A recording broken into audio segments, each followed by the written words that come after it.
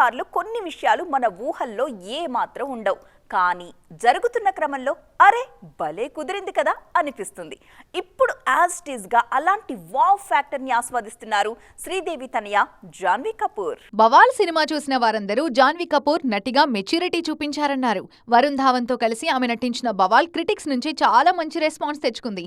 అందుకే same కాంబోని repeat చేయడానికి ready అయ్యారు బాలీవుడ్ మేకర్స్. ఐకానిక్ కామెడీస్ తో మెప్పించిన డేవిడ్ ధావన్ ఇప్పుడు బవాల్ జోడీని రిపీట్ చేయాలని భావిస్తున్నారు. వరుణ్ ధావన్ జాన్వీ కపూర్ జంటగా త్వరలోనే సినిమా స్టార్ట్ చేస్తారన్నది బాలీవుడ్ న్యూస్. అయితే ఇది ఒరిజినల్ స్క్రిప్టా లేకుంటే రీమేకా అనేది ప్రస్తుతానికి సస్పెన్స్ అంటున్నారు డేవిడ్. నార్త్ లోనే కాదు సౌత్ లోనూ హీరోతో రెండోసారి సినిమా చేస్తారు జాన్వీ.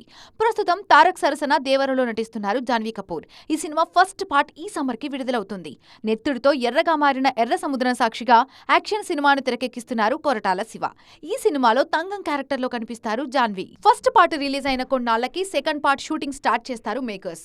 సో తారక్ కి జోడీగా కంటిన్యూ అవుతారు జాన్వీ కపూర్. ఆమె నటించిన mister and Mrs Mahi Ulajh సినిమాలు కూడా ఈ ఏడాదే విడుదలకు సిద్ధమవుతున్నాయి.